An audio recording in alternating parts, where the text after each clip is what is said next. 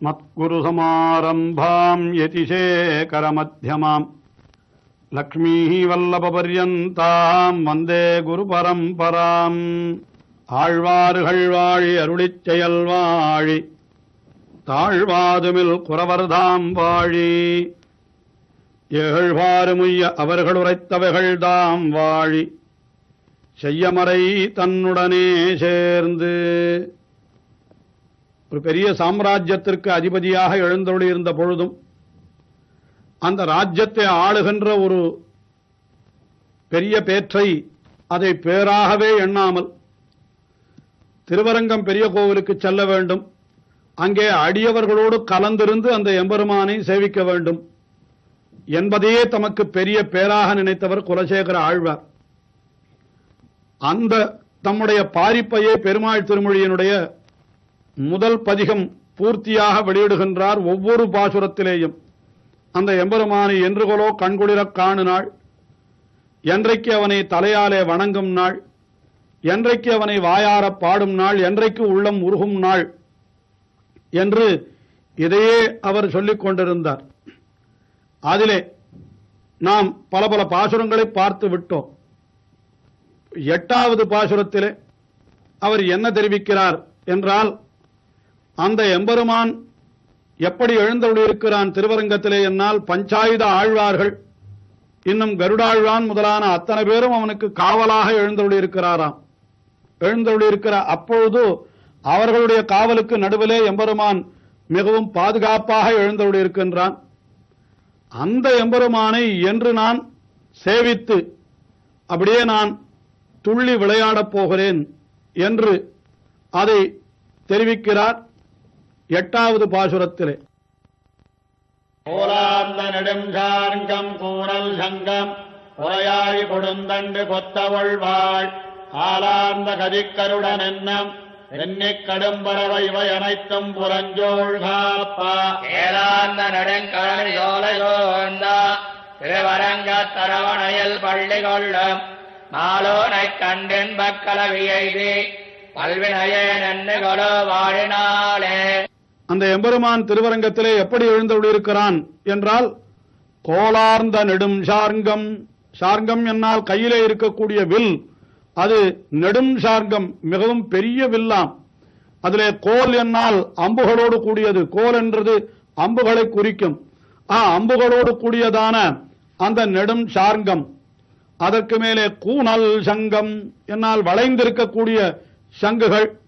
அதற்கு மேலே கொலையாழி, அடியவர்களுடைய விரோதிகள் யாராயிருந்தாலும் அவர்களை தெய்வ தாட்சண்யம் பார்க்காமல் கொன்றுவிடுகின்ற அந்த கொலை ஆழி என்னால் சக்கராயுதம். அதே போல கொடுந்தண்டு என்னால் அது கதாயுதம். கொற்றவுள்வாள், கையிலே இருக்கக்கூடிய அந்த வெற்றியை உடைய வாழ் என்ற நந்தகம் என்கிற வாழ். பஞ்சாயுதங்களை தெரிவித்தார். கோலார்ந்த நெடும் சார்கம், கூனல் சங்கம், கொலை ஆழி, கொடுந்தண்டு, கொற்ற ஒள்வாள். அதற்கு மேலே காலார்ந்த கதிக்கருடன். கால் என்னால் காற்று, அந்த காற்றையே தனக்கு கதியாக கொண்டு பறக்கின்ற கருடன். அப்படி வென்றிக் கடும் பறவை, கதிக்கருடன் என்னும் வென்றிக் கடும் பறவை, வெற்றியையே உடையவனான அந்த பறவை. இவர்கள் அத்தனை பேரும் புறம்சூழ் காப்ப என்ன, அப்படி எம்பெருமானை காத்து கொண்டிருக்கிறார்களாம். பெரியாழ்வார் அருளி செய்தார் அல்லவா, உரகல் உரகல் உரகல் ஒன்சுடர் ஆழியே செங்கே அறவெறி நாந்தகவாளே அழகிய சார்கமே தண்டே இரவுபடாமல் இருந்த எண்மர் உலோக பாலீர்கள் பறவை அறையா உரகல், நீங்கள் எல்லோரும் பள்ளியறையை காத்துக் கொண்டிருங்கள், உறங்கி விடாதீர்கள் என்று இப்படி பஞ்சாயுத ஆழ்வார்களையும் கருடாழ்வானையும் பார்த்து தெரிவித்தார் குலசேகர ஆழ்வார். இங்கே அந்த பஞ்சாயுத ஆழ்வார்களும் கருடாழ்வானு எம்பெருமானுக்கு புறம்சூழ் காவலாக, அப்படி அவனுக்கு காவல் காப்பவர்களாக இருந்து கொண்டு எம்பெருமானை ரட்சிக்கிறார்கள் என்று தெரிவிக்கின்றார். இப்படி இவை அனைத்தும் புறம்சூழ் காப்ப. அந்த எம்பெருமான் எழுந்தருளியிருக்கின்ற திருவரங்கம் எப்படி இருக்கிறது என்றால், சேலார்ந்த நெடுங்கழனி சோலை சூழ்ந்தா என்று சேல்களினால் மீன்கள், அந்த மீன்கள் எல்லாம் கழனிகளிலே துள்ளி விளையாடுகின்றனவாம். இந்த எம்பெருமானுக்கு ரட்சகமாக அந்த ரட்சகர்களாக பஞ்சாயுத ஆழ்வார்கள் போல்வார் இருப்பது போல அந்த மீன்களும் கூட எந்தவித கவலையும் அற்று இருக்கின்றன. ஏனென்றால் அந்த சோலையில் இருக்கக்கூடிய மற்றவைகள் எல்லாம் அந்த மீன்களை ரட்சிக்கின்றன போலும். ஆயினாலே அப்படிப்பட்ட சேலார்ந்த நெடுங்கழனி சோலை சூழ்ந்த திருவரங்கத்து அரவணையில் பள்ளி கொள்ளும் மாலோன் என்று திருவரங்கத்து அரவணையிலே பள்ளி கொண்டிருக்கிறான். அவன் மாலோன் என்றால் அடியவர்களிடத்திலே அன்பே வடிவெடுத்தவன் என்பது பொருள். மால் என்பதற்கு அன்பு என்பது பொருள் அல்லவா? ஆகினாலே அப்படிப்பட்ட மாலோனை கண்டு இன்பக் கலவி எய்தி, அந்த எம்பெருமானை கண்ணாலே கண்டவுடனே ஒரு ஆனந்தம் ஏற்படுகிறது. அந்த ஆனந்தத்தாலே எம்பெருமானோடு கூடிவிட்ட அந்த சந்தோஷம் இன்பக் கலவி எய்தி என்று சொல்லும்படியாக அப்படி எனக்கு ஆனந்தம் ஏற்பட வேண்டும். மாலோனை கண்டு இன்பக் கலவி எய்தி, இதெல்லாம் எனக்கு வாய்க்குமா தெரியவில்லையே. நான் ஆறு வல்வினையேன், இந்த எம்பெருமானை பிரிந்து இப்படி எங்கோ ராஜ்யத்திலே நான் ராஜ்யபாரத்தை சுமக்கும்படியான பாபத்தை பண்ணியிருக்கிறேனே, அப்படிப்பட்ட பாவியேன் என்றுகொலோ வாழ்நாளே, என்றைக்கு நான் வாழப்போகிறேன், என்றைக்கு இப்படிப்பட்ட பேரு எனக்கு கிடைக்கப் போகிறது. இப்பொழுது இவர் ராஜ்யத்திலே பெரும் சக்கரவர்த்தியாக எழுந்தருள் இருக்கின்றாரே, அதை ஒரு வாழ்ச்சியாக அவர் நினைக்கவில்லை. என்றைக்கு அந்த எம்பெருமானோடு கூட பெறுகிறேனோ, அந்த இன்பக் கலவி எனக்கு என்றைக்கு ஏற்படுகிறதோ அன்றைக்குத்தான் அது எனக்கு வாழ்நாள். அதுவரை எனக்கு கழிகிற நாள் அத்தனையும் பாழும் நாள் என்றே குலசேகர ஆழ்வார் உறுதியாக நினைத்து இப்படி தெரிவிக்கின்றார். அதற்கு அடுத்த பாசுரத்திலே, அதாவது 9வது பாசுரத்திலே என்ன தெரிவிக்கிறார் என்றால், அந்த எம்பெருமானை நினைத்து அப்படி எல்லோரும் அடியவர்களெல்லாம் அங்கே இருக்கிறார்களே, அந்த அடியவர்கள் குழாத்திலே நானும் புகழ வேண்டும். அங்கே புகுந்து என்ன செய்ய வேண்டும் என்றால், பூமியிலே புரண்டு அந்த எம்பெருமானை அனுபவித்த சந்தோஷத்தை நான் வெளிப்படுத்த வேண்டும் என்று பெரிய சக்கரவர்த்தியாக இருக்கிறவர் திருவரங்கம் பெரிய கோவிலிலே தரையிலே புரள வேண்டும் என்று அதையும் தம்முடைய ஆசையாக வெளிப்படுத்துகிறார். ஊராத மனக்காதல் தொண்டரு தங்கள் குழாங்குழுமி திருப்புகழ்கள் பலவும் பாடி ஆராத மனக்களிப்போடழுத கண்ணீர் மழை சோரா நினைந்துருகியேத்தி ஆழம் தீராந்த முடபோத பரவகாட்டம் திருவரங்கத் தரவணையல் பள்ளி கொள்ளும் போராடி அம்மானைக் கண்டு தொள்ளே ஓதலத்திரண்டுகளோ புரளினாளே.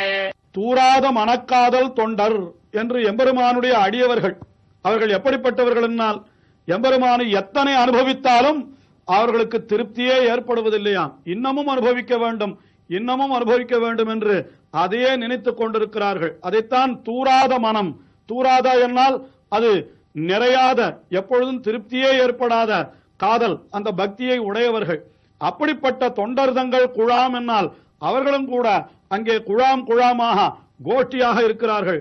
அந்த குழாத்திலே நானும் ஒருவனாய் சேர வேண்டும், அப்படி அந்த கோஷ்டியிலே உள்ளே புகழ வேண்டும். தொண்டர்தங்கள் குழாங்குழுமி, அந்த தொண்டர்களோடு சேர்ந்து நான் என்ன செய்ய வேண்டும், எம்பெருமானுடைய திருப்புகழ்கள் பலவும் பாடி, எம்பெருமானுடைய புகழ்கள் யாவை சில உண்டோ அவற்றையெல்லாம் அந்த அடியவர்களோடு சேர்ந்து நானும் பாட வேண்டும். திருப்புகழ்கள் பலவும் பாடி, அந்த எம்பெருமானுடைய பாடினால் அதனாலே ஏற்படுகின்ற ஆனந்தம், அதுதான் ஆராத மனக்களிப்பு. அந்த களிப்பும் கூட ஆறவே ஆறாது, அதாவது முடியவே முடியாது. எத்தனை அனுபவித்தாலும் இன்னமும் அனுபவிக்க வேண்டும் என்ற அந்த வேட்கையே பெருக்கும் ஆகையினாலே ஆராத மனக்களிப்போடு அழுத கண்ணீர் மழை சோரா என்று கண்களிலே கண்ணீர் பெருகும்படியாக, அப்படி ஆனந்த கண்ணீர் பெருகும்படியாக அப்படி கண்ணீர் மழை சோரா இப்படி எம்பெருமானை துதிக்க வேண்டும் என்கிறார். அந்த எம்பெருமான் எங்கே இருக்கிறான்? திருவரங்கத்திலே. அந்த திருவரங்கத்திலே அவன் எப்படி இருக்கிறான் என்றால், நாளும் சீரார்ந்த முழவோசை பறவை காட்டும், அங்கே தினந்தோறும் எழுகின்ற முழவுகளினுடைய ஓசை, அதாவது அங்கே பேரிகள் அடிக்கிறார்களே அதனுடைய ஓசை, அது எப்படி இருக்கிறது என்றால் ஒரு கடலினுடைய ஓசை போல எப்பொழுதும் அந்த முழவோசை கேட்டுக்கொண்டே இருக்கிறதாம். ஏனென்றால் திருவரங்கம் பெரிய கோவிலிலே எல்லா நாள்களும் உற்சவங்கள் நடைபெறுகின்றபடியினாலே அந்த உற்சவத்திற்கு அனுகுணமாக அங்கே அடிக்கின்ற பேரிக்கை அதனுடைய ஓசைகள் எல்லாம் கடலோசை போல அப்படி உறக்க கேட்கிறதாம். அந்த சீரார்ந்த முழவோசை பறவை காட்டும் திருவரங்கத்து அரவணையில் பள்ளி கொள்ளும், அப்படிப்பட்ட திருவரங்கத்திலே அரவணையிலே பள்ளி கொண்டிருக்கிறான் எம்பெருமான். அந்த எம்பெருமான் எப்படிப்பட்டவன்? போராழி அம்மான், அடியவர்களுடைய விரோதிகளை போர் செய்து அழிக்கின்றவனான ஆழியான் என்னால் அந்த திருவாழி ஆழ்வான், சக்கரத்தாழ்வான், அவனை கையில ஏந்தி இருக்கின்ற எம்பெருமான், அந்த போராழி எம்பெருமானை கண்டு துள்ளி அந்த எம்பெருமானை சேவித்து இருந்த விடத்தில் இல்லாமல் அப்படியே துள்ளி குதிக்க வேண்டுமாம் ஆனந்தத்தாலே. இதெல்லாம் குலசேகர ஆழ்வாருடைய பாரிப்பு. அடியவர்களோடு தான் சேர பெற வேண்டும். அந்த எம்பெருமானை கண்ணாலே கண்டு அந்த ஆனந்தத்தாலே அப்படி துள்ளி குதிக்க வேண்டும். போராழி அம்மானை கண்டு துள்ளி, அதற்கு மேலே பூதலத்தில் என்று கோலோ புரளுநாளே, அந்த ஆனந்தத்திலே துள்ளி குதிப்பது மட்டும் போதாது, அந்த ஆனந்தம் இன்னும் மிஞ்சினால் அப்படியே தரையிலே புரண்டு அப்படி நான் அனுபவிக்க வேண்டும். அந்த திருவரங்கனுடைய திருவடிகள் பட்ட இடம் திருவரங்கம், திருவரங்கனுடைய அடியார்களுடைய திருவடிகள் எல்லாம் படுகின்ற இடம் திருவரங்கம். ஆகையினாலே அப்படிப்பட்ட அந்த திருவரங்கத்தினுடைய தரைகளிலே நான் விழுந்து புரள வேண்டும் என்று ஒரு பெரிய சாம்ராஜ்யத்திற்கு அதிபதியான சக்கரவர்த்தியான குலசேகர ஆழ்வார் திருவரங்கம் பெரிய கோவிலிலே தரையிலே புரள வேண்டும் என்று ஆசைப்படுகிறார் என்றால் அவருடைய பக்தியை நாம் என்னவென்று சொல்லுவது? இப்படி ஆழ்வாருக்கு ஆசை. அந்த அடியவர்கள் குழாத்திலே தானும் ஒருவனாக செல்ல வேண்டும். அந்த தொண்டர் தங்கள் குழாம் குழுமி என்று அவர்களோடு சேர்ந்து புகழை பாட வேண்டும், எம்பெருமானுடைய புகழை பாட வேண்டும். அதற்கும் மேலே அதனாலே கண்களிலே கண்ணீர் பெருக, அப்படியே மழையாக கண்ணீர் பெருக வேண்டும். அந்த எம்பெருமானை கண்டு தரையிலே துள்ளி விளையாட வேண்டும், புரள வேண்டும் என்றெல்லாம் ஆசைப்படுகிறார் குலசேகர ஆழ்வார். அவருடைய அனுபவம் இன்னமும் தொடர்கிறது. தொடர்ந்து அனுபவிப்போம்.